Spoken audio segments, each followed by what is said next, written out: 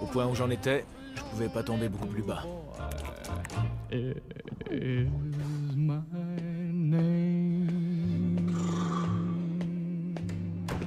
Je ne voulais voir personne.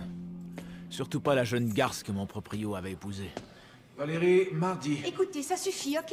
C'est Steve qui gère les loyers, alors gardez vos conneries pour lui. J'avais soudainement une raison de plus de la fuir.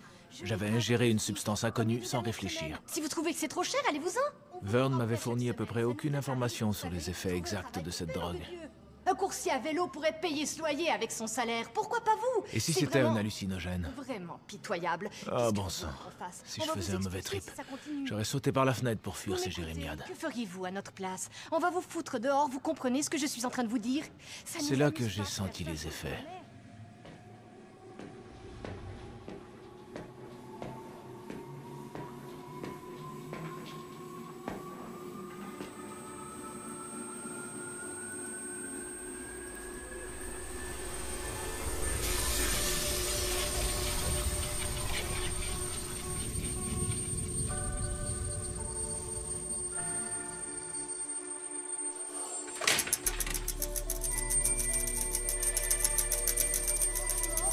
J'étais aveugle et je recouvrais la vue.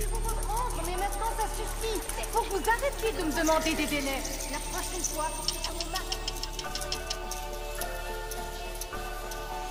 Je veux plus entendre vos conneries d'excuses. C'est fini. Débrouillez-vous pour trouver l'argent. Regardez-moi dans les yeux quand je vous parle, ok? Vous n'êtes que ça, parasite. Vous n'êtes que flemmard. Vous n'avez jamais compris. Vous vous trouvez un job. Pourquoi je bosse, moi? Chaque jour, je vais au travail. Chaque autre journée, je vais au boulot pour pouvoir manger. Pourquoi je fais ça? Tous les gens travaillent. Mais vous restez assis là sans rien faire. Qu'est-ce que vous avez? Quoi?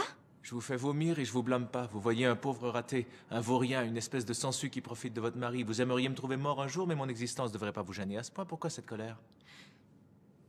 Mais ça ne vous regarde pas du tout. Ça marche pas vos études de droit? Vous savez comment que je suis en droit? Bah parce que sinon, à quoi vous servirait ce bouquin d'un éminent constipé sur un juge de la Cour suprême mort et enterré?